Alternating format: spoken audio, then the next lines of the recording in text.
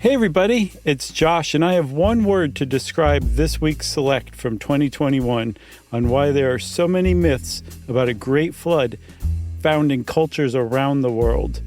And that word is fascinating. But I'll add a few more words, I guess. This is one of those good old-fashioned stuff you should know episodes where we find out that a thing that everyone just kind of takes for granted actually has a lot more to it than it seems. And I love those episodes. And I love this episode, which is why I picked it. I hope you love it too. Welcome to Stuff You Should Know, a production of iHeartRadio.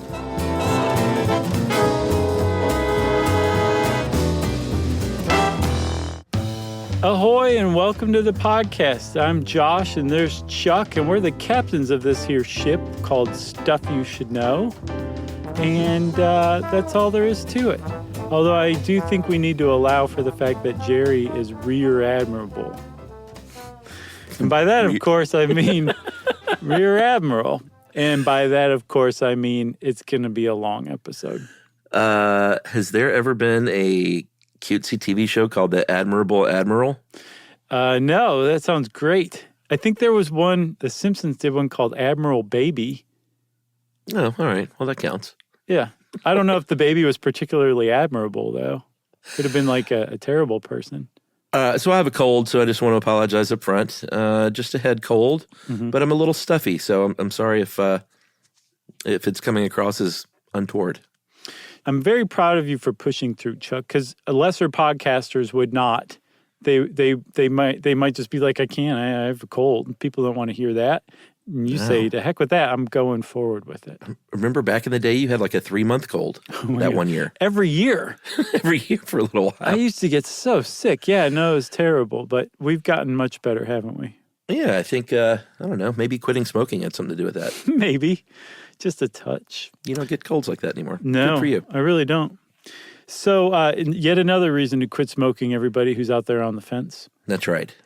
So we're talking today, the reason I said that we're captains is because I was making a play on a story that it seems like every single person Chuck knows about. At the very least, I can say with almost 100% confidence that everyone that you and I have ever met, seen in passing, talked to, or been in the same country with probably, has heard of the story of Noah and the flood, where Noah was told to go ahead and build a boat because the earth was going to flood and everybody was going to be killed. And by the way, grab some animals, put them on board so that you and your wife and then the animals can all repopulate your respective species once the flood subsides, right? It's a classic story. Everybody loves it. We read it out loud just about every Saturday at dinner time.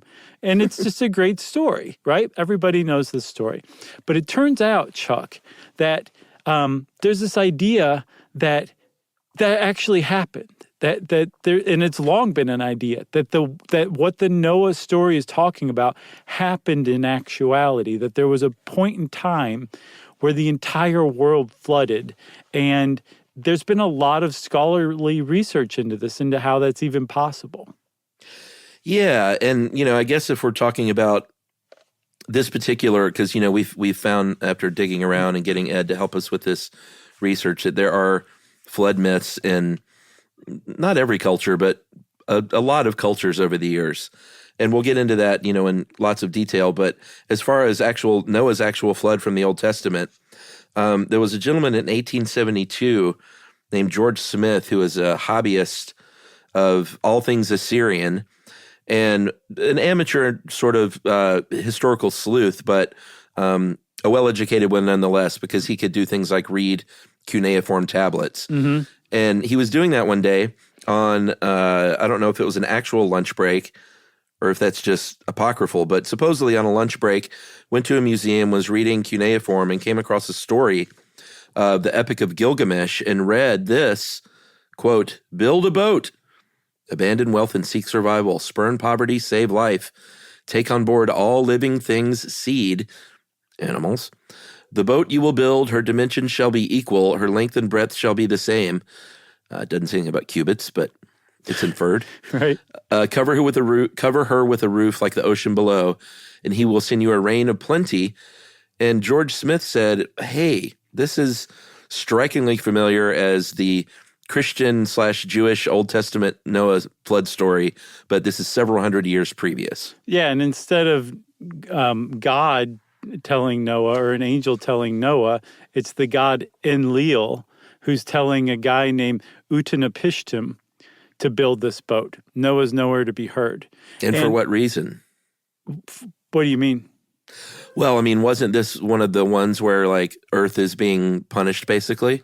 Oh, yeah. So the reason that Enlil gave to Utanapishtim was because the humans were too noisy and the gods were sick of humans. So they were going to flood the earth and kill off all humans. Whereas in the Bible, it was because humans had become too wicked to live. I think noisy and wicked are the same thing back then. I guess so. And it makes you wonder, like, did somebody misread the word and they were like, noisy? Okay. Right. And just barreled on. They're like, my lunch break is almost over. So George Smith just was like, noisy. They said noisy. But there was also the idea of saving animals, and there was also the idea that afterward, birds were sent out to find dry land, just as in Noah's story. Right. And so you just kind of say, whoops, because the Epic of Gilgamesh predates the Old Testament by at least several hundred years, depending on what part you're talking about. And so you might say, okay, so the Noah story is adapted from this, but that doesn't mean that it undermines the veracity. They don't undermine the veracity of one another. In fact, if you stop and think about it, the fact that one of the first things that was ever written down after the invention of writing, cuneiform was the first written system humans ever devised. Yeah. And that the first literary work ever created, the Epic of Gilgamesh, contained this flood story. It kind of suggests that something actually may have happened. Like, it was a really important story that has stuck around for thousands and thousands of years. The Epic of Gilgamesh was written 3,400 years ago. That it suggests that there might be some kernel of truth to it.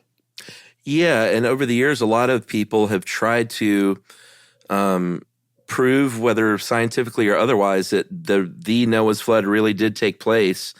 Bible literalists, is that what we call them? I think so. Okay, Bible literalists, Bible historians, because that would go a long way in Christianity if you could say, hey, the Bible is an actual historical document. Mm-hmm. This stuff is really true. And in the 18th and 19th century, there was something called diluvialism, diluvial meaning like relating to a great flood. But that was a big shaper of actual geology, was basically saying, hey, this literally the physical world that we're living in came about after this flood, what kind of reset things. Mm-hmm. And then the real geological record came along once science got serious, and they proved that was not the case. Mm-hmm. And that kind of went the way of the dodo around, the mid-1800s. Yeah, they kind of did it backwards. They said the Noah flood shaped the world as we see it. Go find proof. And when they found proof, they were like, it's not really adding up. Yeah. So there's no evidence that there was a global flood that inundated the world. And in fact, the geological record that these geologists, the early ones and, up to modern day ones, have been putting together supports the exact opposite of that Earth wasn't created in a deluge. It was created over incredibly long distances of time, very, very slowly, layer by layer, right? That's right. But people still say, okay, well, why, number one, why have we been telling this flood story for so long? And then also, why is it, like you said, the idea of flood myth seems almost universal. Doesn't that still strongly suggest that there was, even if the Bible doesn't quite have it right? And by the way, Noah's story also shows up in the Quran too. So it's in the Jewish Bible, the Old Testament, and the Quran. And then there's the Epic of Gilgamesh story. Why is this important story still around? Doesn't it still support the idea that something happened? Why would there be universal flood myths from cultures that had never even heard of Christianity before? And there have been some attempts to explain that I think are much more satisfying than the idea that we're just missing all of the evidence for a great worldwide deluge that happened back in antiquity. Yeah, and there were, it's more than just those. There were Chinese flood myths. There were flood myths in southern Canada, in the British Isles. So there was one study that picked out 50 cultures, and they all had their own flood myth, and that it was related to some kind of punishment. So they started looking, like you said, of like, why is this happening? And there's a bunch of reasons, and they all kind of make sense to me, if I'm being honest. One of them is that there was a flood in these cultures, but it wasn't a global flood. But if you're, if all you know is a certain area and you never get to leave that area, and it wipes out everything you know, then the story that you pass along orally through the years would sound like one that wiped out everything. Yeah, and like the whole idea is that this flood actually did happen way far back to one group, and then that group eventually kind of spread out and carried that flood myth with them. And so to those of us today, historians, anthropologists, looking at like all of these groups that are spread out all over the world, all sharing basically the same story, it would make it seem like a flood had impacted all of these groups that were that far spread out. So it must have been a really big flood. But this explanation says, no, the flood was actually really localized. It was the group that it happened to that eventually spread out. That's one explanation. It makes a lot of sense. And one of the groups that are usually kind of pinpointed as this flood happening to are the Proto-Indo-Europeans, who were known to have been around the Caucasus Mountains to start, and then just spread out as far as the British Isles, basically all over Europe, northwest, east, south, and that all of our languages, like English, Germanic, just a whole slew of languages developed out of this group. Yeah, and some more support for this is the fact that there aren't flood myths in sub-Saharan African cultures, and these were groups that when they left Africa, they didn't come back, so they would not have taken back with them a flood myth from Proto-Indo-Europeans. So it all kind of makes sense. Yeah, exactly. There's another kind of related one, too, that that says that there were floods, just not a flood. That flooding is actually really common, so it happened to a lot of different groups. So it would make sense that all these different cultures would have flood myths. Sure. And again, if you live in your riverside village and you don't get to travel very far from there and everything you know of gets destroyed, again, it could be, lend support to the idea that it gets translated as a worldwide flood. Yeah. And if everyone's having these localized floods, which happened, there's always been floods. Yeah. Then not necessarily of the 40 days and 40 nights variety, but when things are passed around orally and then they get rewritten, things get kind of mixed up. Yeah, and it's our bad, those of us alive today, who are mistaking or laying our interpretation of the word world onto like these cultures' use of the word world. They're saying their world, which is much smaller than it is to those of us today. When we think the world, we think the whole globe, Yeah, and speaking of laying your things on other cultures, the third one is Christian missionaries. And there's evidence of this happening. They would go and tell the story of Noah's great flood, especially, when colonization was happening too. And between missionaries and colonization, all these other cultures picked up on that original biblical flood tale, or I don't know if we should call it a flood myth or flood tale at this point. What should we call it? I think most people call it flood myths or diluvian myths. Okay, diluvian myth. That sounds a little more academic. So Christian missionaries did this, and I think this is also evidence in the fact that the South Pacific didn't really have one until 1814 when they came into contact with Christian missionaries, and then all of a sudden they had the Maori flood myth. Yeah, so they actually had a flood myth before, but apparently it was more tsunami-based, and then after contact with Christianity, it became much more of like a deluge, and it just bore some striking resemblances to the Noah flood myth of Christianity. And apparently that happened all over the South Pacific as well, where these cultures will have their own kind of flood myth, but it's always based on tsunamis, but then the Christians come and go, and all of a sudden it's a deluge where the water rose after 40 days and 40 nights of rain and stuff. So that creates a lot of headaches for anthropologists, but it also at the same time explains why a universal flood myth or a flood myth would seem universal to those of us around today, and why they seem to bear such a striking resemblance to one another, you know? Indeed. I think we should take a break, Mm-hmm.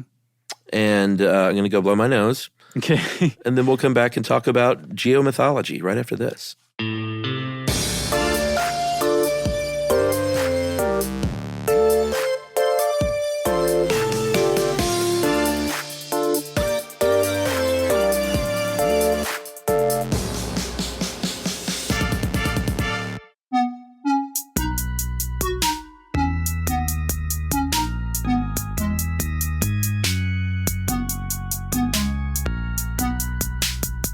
So, Chuck, that was nice of you to blow your nose at the break rather than during recording, even though I still had to hear right. it. It was thick. You know what's funny? I was listening to, I don't know why I just thought of this, but I was listening to Paul F. Tompkins' Stay F. Homekins podcast he does with his wife Janie the other day, and he was talking about sneezing on stage, and that had happened to him once in his career. And Paul is someone who spent lots and lots and lots of time on stages. And I wonder if there's something to that, of the body withholding things like sneezes, because I've never seen anyone sneeze on stage. I've never sneezed on stage. Yeah. Isn't that weird? Yeah, I'm sure it's related to adrenaline and fight or flight. That's what I was thinking. I mean, there's got to be something to that. Yeah. Like your body's like, I don't have time to waste all that energy on sneezing. We got to get out of here. We got to put on a great show. It would be really weird to think about it if, like, I don't know, Barry Manilow in Vegas was talking about setting up Mandy before he sings it and just lets out a big sneeze. Yeah. Well, thank you for setting me up to reminisce yet again about the time that me and I saw Barry Manilow front row center in Vegas. You would have been sneezed on with that big snoz, too. Yes, we actually would have been covered in his sneeze. All right, so we promised talk of geomythology. Here's the idea. Since science really got its act together, there have been a couple of different ways to look at things like flood myths as either this is a story about our cultural values, there's a lot of religious metaphor involved, or this was an actual historical event. And geomythology came along to kind of say, hey, man, it can kind of be both. Like, there could have been a real flood, and it also took on metaphor and took on cultural values and was used as a story of I can't think of the word I'm trying to think of, to teach you a lesson. What's that called? Fable? Yeah, like a fable. Mm-hmm. So this field has emerged since I believe the 60s, and actually I was reading about this field of geomythology is like still really trying to establish itself in the field of geology. And most geomythologists are trained geologists. That's where you start out. Who play D&D? Probably. But they also are like, they have to really defend what they're doing against their fellow geologists, because they're basically saying all of these myths, all of these legends, all of this these folk traditions, they actually contain eyewitness accounts of natural disasters, of weird events in Earth, of early finds of fossils, and they've cloaked them in the language of mythology and the terminology of mythology and monsters and weirdness and all this stuff that makes it just seem completely legendary to us today.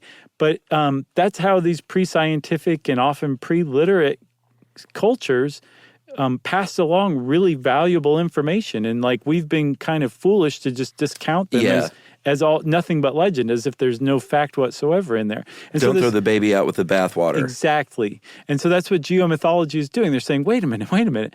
If you just look at this the right way, we are covered up in historical accounts just waiting for us to unravel if we learn how to read these correctly, and then also correlate with actual, like, known geological events that we've discovered through science. Yeah, like, hey, you see that story that seems completely crazy about a demon god who lives in a mountain and gets angry and spouts fire from its top. Mm-hmm. Like, that's a volcano, bros. And, like, just because it sounds crazy doesn't mean we shouldn't look at the fact that an actual volcano eruption might have happened then. And let's kind of marry these two things and let's just all get along. Right. And so like that legend about the volcano with the angry god that sometimes spews like scary stuff forth. And if you ever hear the mountain starting to make rumbles, it means the god is waking up and you should run. Like that is a way for a culture that is aware that this mountain's actually a volcano and that volcano can sit dormant for generations at a stretch. So there will be people born in the future who aren't aware that that's a volcano, and this is the way that the culture passes down over deep time this really important information. If the volcano ever makes a sound, run, because you don't want the fiery breath of that god that's trapped inside. It makes perfect I love sense. this stuff. Like before science came along, all humans did from the moment they could sort of form thoughts was try and explain what was going on around them, from rain and thunder to volcanoes and floods. And I don't know, I think it's super interesting. It's almost like these proto-early warning systems. Right, like nuclear semiotics. They just didn't really know how to explain the science of it. Exactly, like nuclear semiotics. Remember we did an episode on that, on how to tell people 10,000 years in the future about steering clear of nuclear waste, right? It's the same exact principle. It's just, Chuck, somewhere along the way, we, later generations, became arrogant and just completely discounted any of those pre-scientific traditions because they didn't appear scientific. But it is exactly like what you're saying. It was the way that they made sense of actual stuff. And so there's plenty of stuff to learn from those accounts and those tales and those myths and legends. We just have to basically kind of eat a little bit of crow and go back and be like, well, we've been ignoring this to our own detriment. Yeah, and it's like you said earlier, it's a tough road to hoe, though, for scientists these days if they take this on, because, you know, you have mixed results when you go back and you look at these tales. Some of them may just be folk tales and legends, and some may have kernels of truth. Some may have a little more truth. So there's a lot to sort of parse through as a geologist these days if you're working as or with a geomythologist. Right. And so when you are laying this out and trying to figure out, okay, what is this myth describing? You know, again, you're a trained geologist if you're a geomythologist, but you're also working with people from other scientific fields as far as trying to uncover the fact, the kernel of truth behind these flood myths. You would be working with paleohydrology, or paleobathymetry, which is the study of ancient sea levels, like where they were at in the past. And so you're going to take like the findings from these fields and then say, okay, let me see if I can correlate it with a myth. Or you find a myth and you say, okay, let me see if I can correlate it with paleobathymetry or paleohydrology findings. And they've actually turned up some really interesting stuff so far. Yeah, there was in 2016, there was a study that tied together one of the Chinese flood myths from about 4,000 years ago. Basically, that there was a great flood, wiped out China. It lasted for a couple of decades. And then this great man came along who had become emperor, Emperor Yu, and tamed the water. So geologists went back and they said, all right, there's an ancient landslide around that same time that dammed up a river, and a lake filled up behind it in about 6 months or so. And then that flooded, that river got flooded, broke through the dam, and there was this huge flood. And they have found sediment that sort of tracks along these lines. Then they found that Emperor Yu actually, it turns out he may not have been, magically tamed the water. He just had a knack for early engineering, in that he dredged the waters and it cleared up the river's flow. Things returned to normal and he became emperor. But back then it gets, told as a tale of this, great soon-to-be emperor that tames the waters when he was just good at what he was doing. Right. But they found like evidence, geological evidence that backs all of this up, that this whole series of events, the earthquake that triggered the landslide, the dam, the lake filling up in 6 months, the lake breaking and flooding, that all this happened within a single year. That is definitely the kind of thing that your culture is going to make note of and pass down over the years, that this kind of thing can happen. And then not only that, this great person came along and freed us from the burden of these floodwaters that apparently stuck around for 20 years. That's right. It's pretty cool.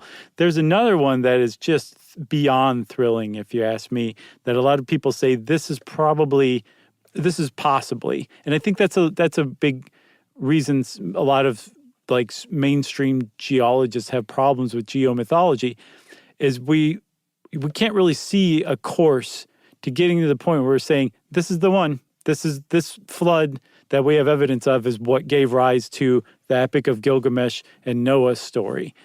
But you can say there's a really good chance that this is the one. This fits the bill. And this one does kind of stick out like that. That's right. This one, in the 90s, it became fairly popular. That basically said there was a oceanographer named William Ryan and another guy named Walter Pittman. They were, I think, in the early 2000s, and they said that rising sea levels at one point caused the Mediterranean to burst through the Bosporus Strait about 7,000 years ago. And this was a legit serious flood that I'm sure seemed like a flood, like a global type of thing. It created a waterfall, a volume 200 times that of Niagara Falls. And I think enough water in one day that could have flooded Manhattan by 3,000 feet. Yeah, that's a flood. It's quite a bit. They also determined that the Mediterranean Sea moved inland. The coast moved inland by about a mile a day. Can you imagine seeing that happen before your eyes? Like you'd almost lose your mind. Again, that would make a really great story that you would pass along and explain it in whatever terms you could. But there would have been coastal settlements along the Bosporus Strait on either side, on the Mediterranean side and also on the Black Sea side that all this water poured into.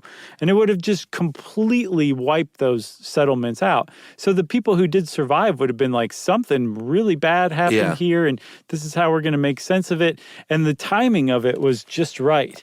It happened probably about 7,000 years ago. And as we'll see, there's a lot of stuff that happened around 7,000, 7,500 years ago around the world, because the end of that last glacial period started and the sea levels rose and all sorts of crazy stuff happened as a result. But that's one that people point to as like, that may be the flood that gave rise to the Gilgamesh and Noah stories.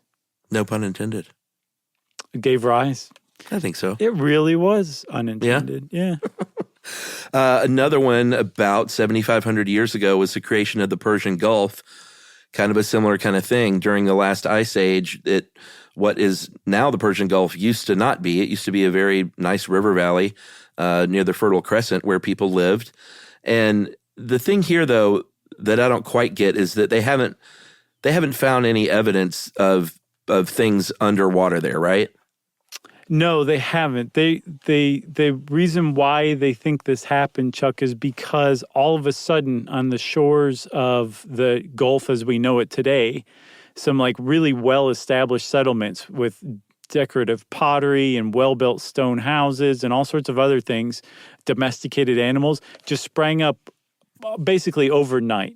So they were relocated, essentially. Yeah, that's really the only explanation. It went from hunting settlements, hunting camps, to all of a sudden these people are like an advanced society. So okay, that makes sense. The best explanation is that their original settlement is down there beneath the Persian Gulf. We just haven't found it yet. What about Doggerland? So Doggerland is another similar story. They both share what's called aqua terra, by the way, which is a coin or a term that was coined in the 90s to describe these lands that were exposed for 150,000 years that humans were kind of developing and forming societies, and then were lost just 7,000, 7,500 years ago when the sea levels rose again. So Doggerland and the idea of the Gulf being an underwater, now submerged settlement. Doggerland's like that, but instead of in the Persian Gulf, it's been in the North Sea. It was a patch of land that connected the British Isles to Scandinavia before until about 8,500 years ago. Right. And here they have actually found submerged traces of settlements under the sea, unlike the one in the Persian Gulf. Right. And they actually think that it's possible. Some people are saying, no, it was probably just, slow, steady sea level rise that flooded Doggerland. But there was a massive landslide in, I think, Norway called the Storegga event that happened 8,500 years ago, and it probably generated a massive tsunami, and it could have been big enough to have submerged Doggerland permanently after that. Apparently, that's how big that underwater landslide was. Yeah. I was about to say underwater. You got to point that out. Yeah. But there's a flood story from Brittany around that area that says that a king's daughter was possessed by a demon and opened like their country's floodgates, and that was flooded, catastrophically. So it's like, are they talking about this event that happened 8,500 years ago that this is survived as this legend until today? That's right. And yet another, right here in and now the US of A, but in the 1980s and 90s, they investigated flood myths of the indigenous peoples in the Pacific Northwest, and they found out that their flood myths, this was a little more recent. This was around 1700 AD, but the idea is that there was a magnitude 9 earthquake that caused a tsunami, unleashing these big waves from basically sort of Vancouver Island all the way down to Northern California. Yeah, it was the Ho and the Quileute people who had this legend of Thunderbird and whale getting in a fight. And what's interesting is, there's all sorts of geological evidence. Apparently, there's still trees that are just not where they're just not growing back. They were wiped clean from the tsunami. But there's a Japanese temple, a Buddhist temple, that marked the date, January 6th, 1700, because a tsunami wave made it all the way to Japan, and they noted it. So by basically cross-correlating that Japanese noting of the date with the Ho and the Quileutes story about Thunderbird and whale, they've said this story is about this particular event, which is pretty awesome.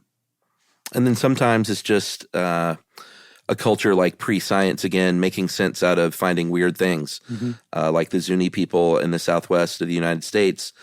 Obviously, not back then. They saw these, ancient marine animals and seashells in the fossils that they were finding, and they said, "Well, this is part of our creation story. There was a great flood, and that's how this stuff got here." Yeah, here in the desert, which is, that's how a pre-scientific culture would make sense of that kind of thing. Pretty cool. Absolutely. So I say we take one more break, and we're going to talk about the other aspect of these myths, the mythology part of it, right?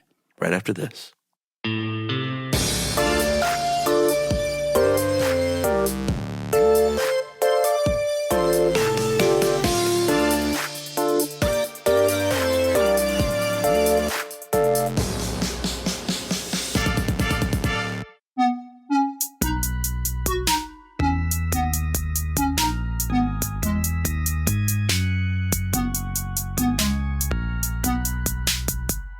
Okay, so if you take a myth and you strip the mythology off and you just look at the kernel of historicity and try to figure out, what event it's actually describing, you don't want to just forget the myth part. You want to go back and also look at the myth part too, because that reveals a lot about humans and who we are and how we think, spread out even across cultures throughout the world. And there's a lot of similarities that pop up from examining geomythology, especially with flood myths, even when you set aside the idea, or I should say, even when you account for the idea of missionaries spreading the Noah flood too. So yeah, one of the things that's interesting to look at is how these myths are similar. Mm-hmm. And one way that a lot of these flood myths are similar is that and we've already seen a little bit in what we've talked about, is oftentimes it's a man and a woman, usually a man and a wife, who are charged with gathering up the animals, with repopulating the earth afterward, saving the species, essentially. There's usually a warning, whether it's Noah's flood myth or all the others, where, someone comes along and says, you better get your act together, Earth, or tell everybody on Earth, you were the messenger to get their act together, or else I will rain down rain upon you. Right. Yeah. There's also sometimes a warning, I guess. one of the warnings, Chuck, that came through, I think we said earlier that the Chinese have like at least 4 flood myths. And one of the warnings that came through was to this brother and sister who freed a thunder god from their father's, I guess, chicken coop or whatever. Their father had captured him. And so the thunder god said, hey, thanks a lot, kids. By the way, the things are about to get serious around here. You might want to build a boat. Actually, yeah, I think that they built a boat. But they're one of those interesting stories where you said usually it's a man and wife who end up having to repopulate the earth. That put these 2 kids in the position of having to repopulate. And that was a taboo. Incest is basically the universal taboo, one of them. And that was the same in ancient China as well. So in different versions of the story, either the brother and sister basically got a pass this time. Another version is that the brother had to go through a huge series of physical challenges and couldn't, and that somehow the earth became populated anyway. And the third version is that they just made everybody out of clay that they made themselves. All right. Okay. But if you start really kind of looking at floods, there's like, especially the purpose of the flood. That's the thing. Like, it's very rare that the flood happens in a flood myth just for fun. Like, there's almost always a reason. Like, humans want there to be a reason. So we've come up with different reasons over the years.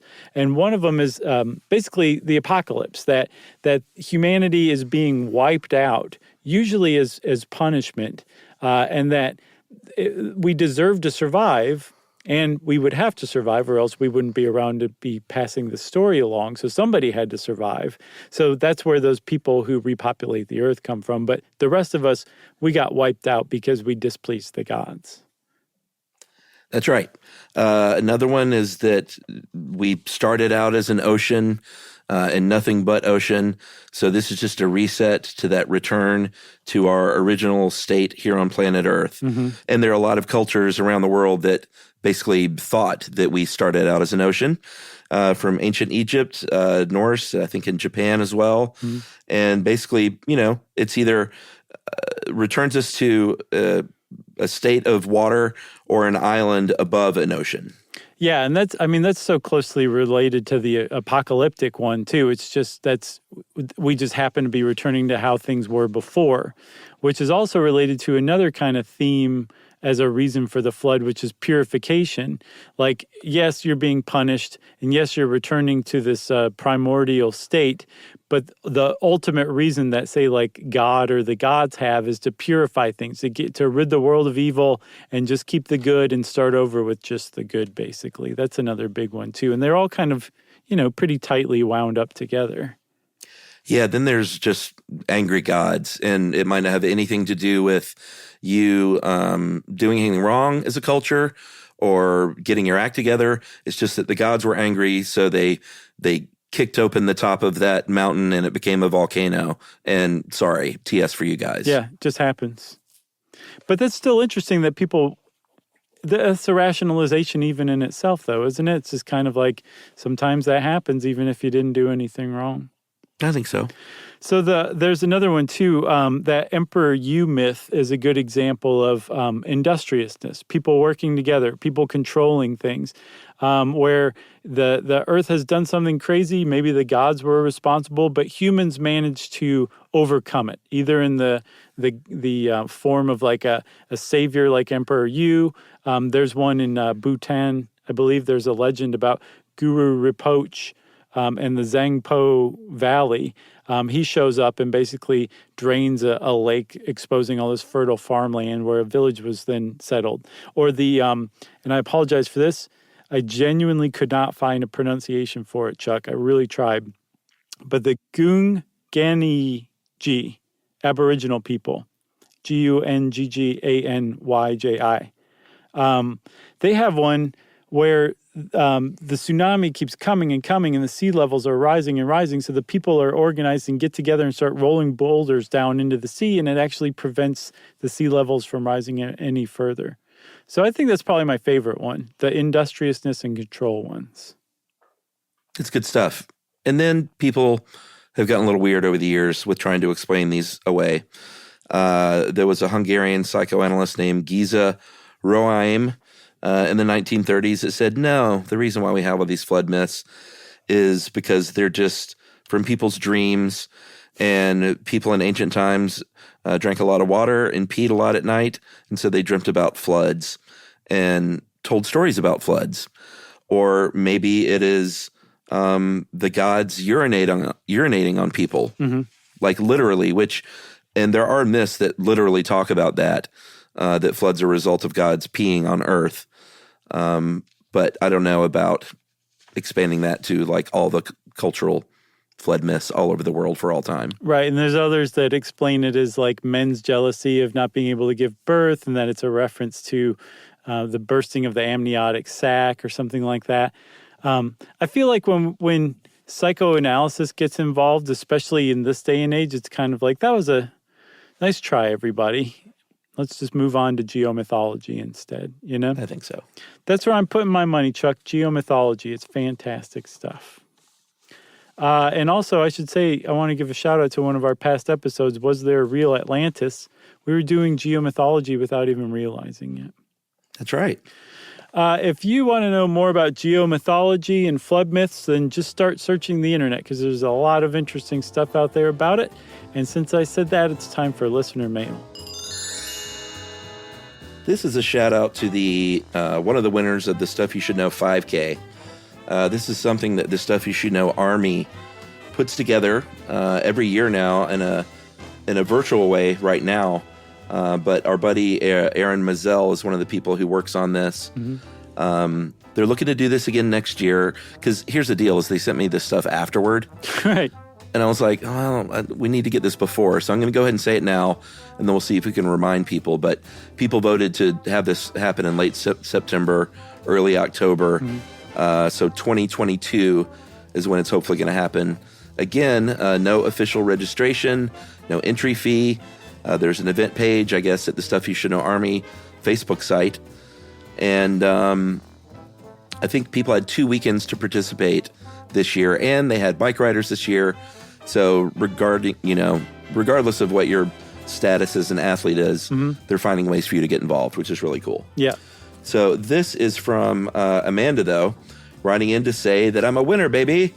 You guys are the best. Been listening for years, and I was happy to participate in the virtual Stuff You Should Know 5K this year. It was a cool event that brought some really nice people together at our little corner of the internet. I'm not a particularly good or fast runner, but I get out there, and I did the dang thing, and that's what counts. The other participants in the 5K radiate that spirit and are so encouraging of each other.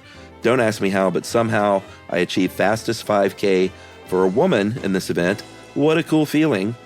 So today I listened to Venus Flytraps on the way home and came across a package addressed Stuff You Should Know 5K champ Amanda Thompson, and just about cried. And got a handcrafted by Stuff You Should Know Army member medal rack for her efforts. And it's really great. That's pretty great. She has to buy her own medal, though. I don't think so. That's fantastic, man. Congratulations, Amanda. That's wonderful news. And congratulations to everybody who participated and finished, or even just started, or even thought about doing it. Maybe you'll do it next year. Who knows? That's right. Congratulations to everyone. Yeah. And again, that is a very cool thing that Stuff You Should Know fans do, and it makes us love you guys even more. You got anything else? No, just be on the lookout next late summer, fall for news on the Army Facebook page. Yeah, somebody please remind us ahead of time so we can tell everybody else.